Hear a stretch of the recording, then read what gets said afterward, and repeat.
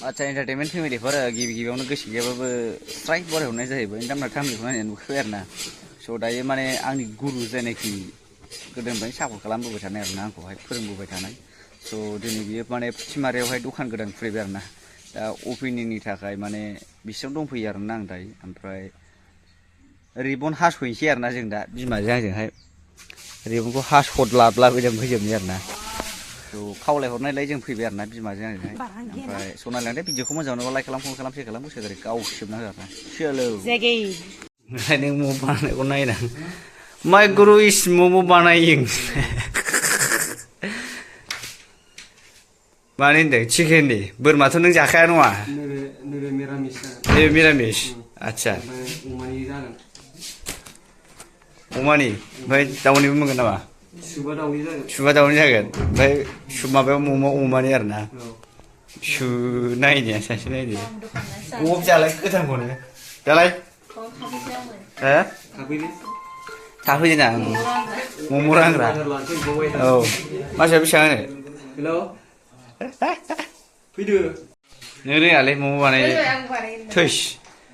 गावसो मम' बानायनो रोंदारलाय फैसायदों रोङा बे रायजोफोर मम' बानायनो रोङा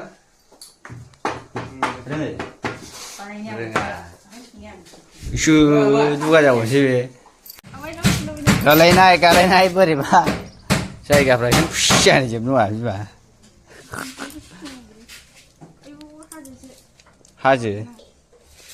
हाजोनि नुसैलाय माथो बाब बोरैथो खेबसेनो जायाबा लासै लासै माबा खेबसेनो जानांगौ जाखो लासै लासै नङाबालाय आरो मालानिफ्राय जोंजों थाफालाबायनानै दाउ गावलाग्रा मानसिया मालानिफ्राय मम' बानायनो रोंगोन आयौ थैखागोनलै मा नाम दोननांगौ बे दखान नामखौ हो मा नाम दोननांगौ आं बे दखान नामखौ नों मा दोनो बिमा हो मा होनदों केदिल हो केदिल खहे जाहैदों दखाननि नामखौ केदिल खहे दोननांगौनो ओमफ्राय आं दोननायनि नामा जाहैबाय बुख्रा खाथेनाय दखान जालायनानै बुरा जाफैयो आरोना रायजोफोर एकदमबारे आंनि गुरुआहाय माने फुथिमारियाव माने दखान होबाय आरोना रायजोफोर गोथावाथ' गोथाव आं दाबो साखिनायाखै आंबो दा जाजेनबासो मिथिगोन आरोना माने फुथिमारिनि अफ'जिटावनोखा आरोना पुरा मेन र'डआवनोखा खुनु खोथा गैया थांलाय फैलाय गारि नुखायो रायजोफोर नैबावनो आरोना बे बाजारनि ओरै नैबेनो बाजारनि साहा जायो ओरै दर बानायनाय खामानि सोलिगासिनो हाथ'वाखै दाबो हासिगोन रोङा माथो बेलाय मम' बानायनो नालागु मानसियासो मम' बानायनो नागिरबावबाय ओरैजाय नैबे मा बुस्थु फ्राइड राइस नामा आच्छा फ्राइड राइस फुगासिनो ओरै साहा जाबाय आरोना जोंनो रायजोफोर हा गोदाव सोरावखाय फुगारलाबाय दंजाखो आंनावलाय टिसु पेपार लाबोआखै देलाय होलायनालाय बेनो रोंना रोङा बे मम' बानायनो पियास होदोब्रा सामसजों माथो होदो दे पियास होबाय ओमफ्राय आयै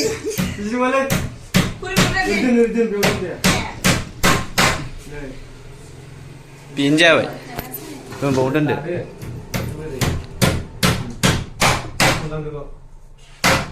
थननोबो रोङालै दुनियानि आग्लायनाय हिनजाव होनबा बेनो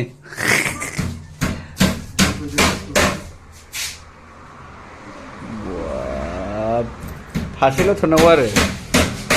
फैबायलै बेनि मम' बानायनायखौ आं जायालै बुगा लाजोबनायसो जागोन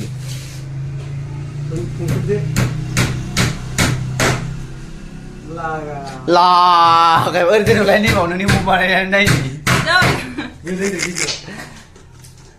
जाय मोनजायो बे मम'खौ लाखियो आरोना रायजोफोर नैबेखौ आंनि हिन्जाव बानायनायनि मम'खौ लाखिखा खहे नुनो मिलायखाया नायलाय नङाबा नोंना दाब्लाबा साबसिन जाबायथ' आरो जाय मोनजायो खौथि लाखिखा आरोना बे आंनि हिन्जाव बानायनाय मम'खौ नों जागोन सिनायगोन ना सिनायला जागोनलै नंगौ नंनायालाय दे साहा लोंग्रो बिमा मिथिबाय ओमफ्राय ओरैनो जानायनि आइटेमफ्रा मा बानायगोन बाव खिथाखालाय एसे जानायनि आइटेमफ्रा दिनु बानायनांगौ ओमफ्राय र' बानायनो टाइम गैथ'आ फ्राइड राइस जागोन फ्राइड राइस मम' ओमफ्राय चावमिन चिकेन चावमिन एग चावमिन जागोन आच्छा आच्छा माबायाबो फ्राइड राइसआबो थाबाय चिकेननि थाबाय भेज थाबाय प्लास गुगुनि बरा आच्छा लेग पिस रुटि लेग पिस उनावसो जागोन बे माने आच्छा मानसि बानायग्रा नागिरग्रोनांगौ ना औ उनावहाय लासै लासैनो बानायलांसै आच्छा आच्छा जिखुनु खोनाखाबाय रायजोफोर मा दोनलांनांगौ नामखौथ' नोंनाथ' नामाथ' केडिल ओमफ्राय इउटुब चेनेलनि नामा मेडक ब्लग्स आरोना एन्टारटेनमेन्ट फेमिलिफोर खिथाखादोंमोन आं दे नों गोसोखांनानै खोन्थाखादो एसे दखाननि नामखौथ' आं गोसोखांबाबो मोना ग्रेजुवेट साइबाला मानसि ग्रेजुवेट साइबाला जाहैदों दानो जोंहा सेंग्रा मानसि बानाय नालाय जोंनि खस्थ'खौ रावबो नुवा हिनजावफोरनि खस्थ' खालामनायबाबो दे दसेनो भाइरेल जागौ नंगौ राइट बे हले सैथोखा खोथाया नोंनि बिबारफोरखौ भाइरेल खालामनो हागोन औ फुथिमारिनि अफिसाव दखान खुलिनायनि खोथा नङा ओइ नों गोसोखांलाय दखाननि नामखौ मा दोननो बिमा देलाय मा दोननो दखान नामखौ गोसोखांलाय ओरैनो मोनसे नों दोनदो नों गासिबो हाजोबखायो आंथ' हायो हानाया ओमफ्राय दखाननि नामखौनो गोसोखांबा मोनासै नामा मा दोननांगौ आया मा दोननांगौ जाखो थारमाने मादै आरोना बे बिनि बिमा हा उनावथ' आं फैफिननाया ओमफ्राय आं दखान नामखौ गोसोखां साहा लोंबाय ना रायजोबो थिगानो गोथाव बरिया कफिबो मोनगोन नामा कफि गैया ना अनलि साहा गुबुननि सब नङा लकेल एकदम पुरा माने खुनु मेसिननि खामानि गैया आरोना रायजोफोर आखाइ लकेलजों मावजोबनाय आरोना हाइब्रिद होनो आरोना बिदिखौ लकेल आखाइजों मावजोबनाय आरोना मम' बानायबाय पियास गारसनसै बेदर होबाय बेखौ बानायखांबानो माने माखासे लोगोफोर फैगासिनो आच्छा बिसोरखौ बानायखांबानो डाइरेक्ट थालिर गायबाय मोनलै बुकिं खालामबाय आरो खाथें खालामबाय ना आच्छा जागोन दाउदै एवनायफोरबो मोनगोन ना मामलेटफोर आं मोनै बे बुस्थुखौ लाइलन हरनानै लांसैसोमोन ना बोननो ओजों गेस कुकारनिसो दा माथो दाउदैयाबो हांसोनिलायबावसो बरियालै नों बानाया नामा बेखौ गुनानिखौ बायनायसो आच्छा आंलाय माबाखौसो नुदों लामा सामा खिथाजोबखाबायलां रायजोफोर नुखाजोब्बाय नोंथांमोना फुथिमारिनि ओंखामबो मोनजागोन नामा आच्छा ओंखामबो दंबावसो नो आच्छा बेदरफ्राथ' अमा दाउफोर मोनजाबाय आच्छा थिगैनो दं होनबाथाय औ बेदरबो मोनजाबावगोन जाहैदों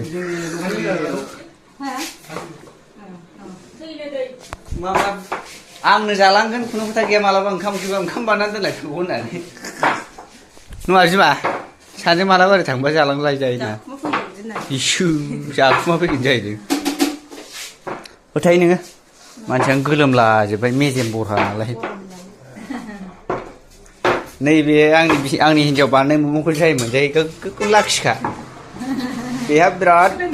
माबा दङ लाब दङ आरोना दखानदारानो जानो होननायखौ नुवाखै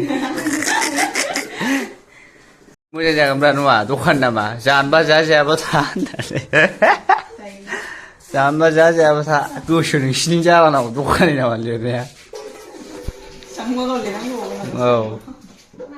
नैबे फुख्रियाव नाजोब जाहैदों दारि गोनां दंलाजोबो होनदों नाया ओंखायनोथ' बे फुख्रिनि नाखौ हानदों आरो ना आइटेमफ्रा मा बानायदों होनदों अमा आलु ना एवनायनो दालि जहल जाहैदों बुसोरो दिनै मिथिया बिमा बुनो मा होननाय अमाफ्रा बिगुरबो गारना जासोदलाजोबनांगौ जायो आंना हायावनो बरियालै फुख्रिया जानो गोसोबा ज्राव होदो जेजों जादो नंगौ हाबा जाबा जायोना माथो फ्रियाव दुगैफैगोनब्रा जों नै फुख्रिनि नाया रायजोफोर अमा आलु पथल बानलु गोरान थाइसे दे जादो दे बिमा मोजांनो जानोसै आरोना रायजोफोर बुसोजोब मिथिया खोथा गैया लागाव र' कास्टमारफोर फैबाय आरोना रायजोफोर ओंखाम जानो केडेलनि दखानावहाय कास्टमारफोर फैबाय नै बिसोरनो फार्स्ट कास्टमार जागोन आरो बिसोरनो फार्स्ट कास्टमार माने गारिखौ साइडआव दोननो नागिरदों मानसिफ्रा मोसौ बेदरजों बांगालफोर नालाय ओंखायनोथ' मोसौबो मोनजायो जाहैदों आरो सासे फैबावबाय नै ट्रेक्टरजोंहाय बेबो जालांगोन आरोना फाइनालि दा सुकुरालिनि मम'खौ जों साखिनायबाय आरो ना साखिनायबाय मा नाम होनोमोनलाय ओरैनो चेनेला ट्राभेल विथ लकनाथ आच्छा एन्टारटेनमेन्ट फेमिलिफोर आदैना माने मोनसे चेनेल दं राइड खालामो आरो ना माने 100 लिटार जटला होजोबनो नागिरो आरो ना सालायनानैहाय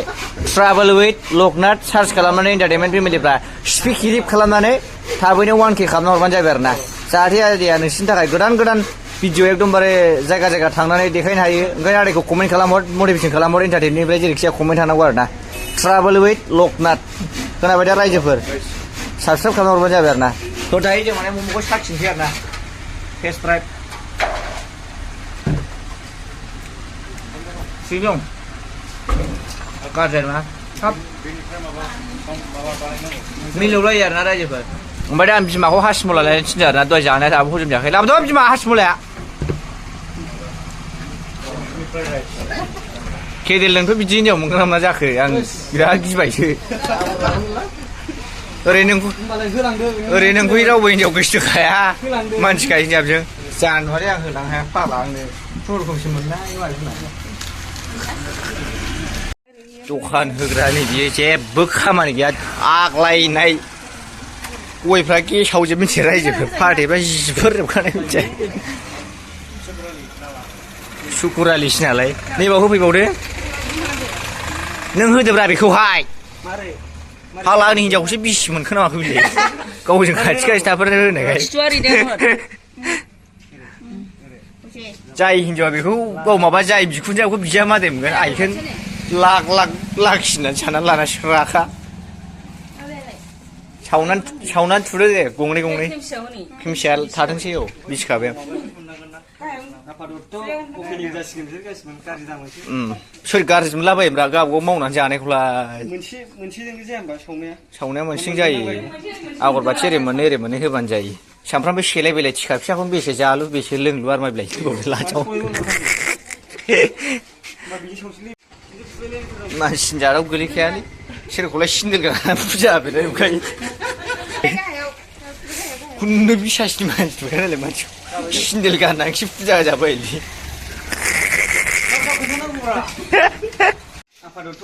माने हानाय जासिगोन आरो ना रायजोफोर माने गोदानखौ जों निउ खालामसिगोन आरो ना माने गोदानखौ जों निउ खालामगोन ओमफ्राय दा जों खेबसेनो सानैजों आखाइ हमनानै खेबसेनो स्राय हानसै आरो ना जाहाथे लाखि जायो आरो दांफादो आंजों दे 1 2 3 आयौ मानसि गोरा आयौ दखान गोदाननि जै लाबजाबाय लाबजाबाय आरो ना हाबदो बिमा लेवदो नै हाबदो बरायबाय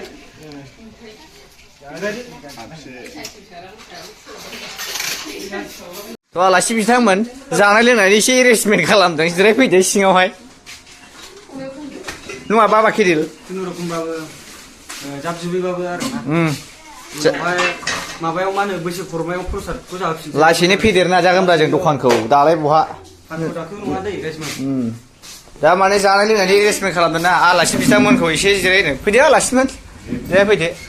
बिमाफ्रा एसे रोगाना होबानो जाबाय गोथाव जानायनि जाग्राफ्रा जानायनि आइटेमखौ आं दा खिन्थानोसै आरोना रायजोफोर मा बानायदों माबे बे आयं मम' ओमफ्राय गेगुनि नैबे गेगुनि ओमफ्राय मा बानायबावदों ओमफ्राय फ्राइड राइस दं आरोना रायजोफोर ओमफ्राय लकेल दावदै मोनजागोननो गावनो खिथाखानाय दहायनो आइटेमानो जोबनो रोंलालै नै गुगुनि जालाय मम' जालाय गोलैयाखै गोलैथारसिमोन नोंथ' बुसोखागोन नङा जा आं नांला नों नांलाबो जाबावगासिनो दंमोन आं गोलोमलायथारबाय गुगुनि जाबाय आरो मम' दंबावोनो बायदिसिना दंबावोलै आं मिथिया मा दं आरो मम' फैलायबाय नै थैखाबाय मा जाहोला हरजोबनो नागिरखोलै बियो